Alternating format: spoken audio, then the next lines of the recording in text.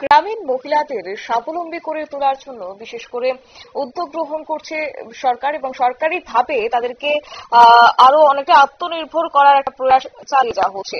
আর সেই প্রয়াসকে বাস্তবায়িত রূপ দেওয়ার জন্য কাজ করে তুলেছে ধলাই জেলার PNB rural self employment training institute. এ সময়ের মধ্যে ধলাই জেলার ইনস্টিটিউটে চলছে জেলার বিভিন্ন প্রান্ত থেকে আসা ৩৫ জন গ্রামীণ মহিলাদের টেইলারিং এর প্রশিক্ষণ পর্ব। এক মাস ব্যাপী এই প্রশিক্ষণ চলবে। ইতিমধ্যে প্রশিক্ষণের 10 দিন পূর্ণ হয়ে গেছে। প্রশিক্ষণার্থীদের সব ধরনের খরচ বহন করবে কর্তৃপক্ষ, অবশ্যই সরকারি সহায়তায়। আর এই বিষয়কে কেন্দ্র করে এক সাক্ষাৎকারে ইনস্টিটিউটের অধিকর্তা অমিত চাকমা বলেন যে ওনাদের যে লক্ষ্যমাত্রা স্থির করে দেওয়া হয়েছে সেটাকে লক্ষ্য রেখেই প্রশিক্ষণ পর্ব চলছে। কি রয়েছে বিস্তারিত শুনুন।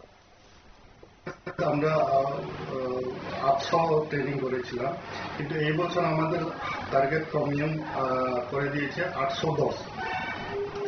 810-এর মধ্যে আমরা এখন পর্যন্ত প্রায় 6টা ট্রেনিং কমপ্লিট হয়েছে আর 2টো এখন অনগোয়িং চলছে। আগামীতে আমরা এই সেপ্টেম্বর মাসে আমরা আশা করি আরো 2টা ট্রেনিং কন্ডাক্ট করে কমপ্লিট করবো বিফোর পূজা। এটা শর্ট টেনিয়র ট্রেনিং।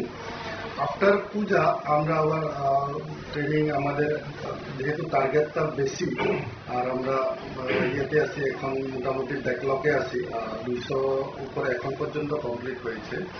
নেক্সট আমাদের 600 কমপ্লিট করতে গেলে আমাদের খুব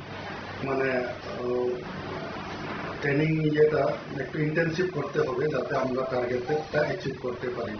তো আমরা আগামী অক্টোবরে আমরা একটা টেলারিং এর ট্রেনিং করবো, প্লাস রুরাল মেশিনারি, যেটা এখন গভর্নমেন্ট অফ ইন্ডিয়া থেকে।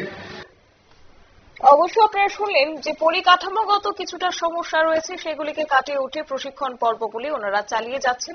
যারা প্রশিক্ষণ গ্রহণ করছেন পরবর্তী সময়ে তাদেরকে নিজ পায়ে দাঁড়ানোর ক্ষেত্রে ঋণ সহ বিভিন্ন বিষয়ে সহায়তা করা হবে। তিনি আরো বলেন শুধুমাত্র টেইলারিং নয়, আরো বেশ কিছু ট্রেড রয়েছে যেগুলিতে প্রশিক্ষণ প্রদান করা হয়ে থাকে। এর মূল উদ্দেশ্য হচ্ছে যে গ্রামাঞ্চলে মানুষকে, বিশেষ করে মহিলাদেরকে স্বাবলম্বী করে তোলা। নিয়ে নিচ্ছে ছোট্ট একটি বিজ্ঞাপন বিরতির সঙ্গে থাকুন।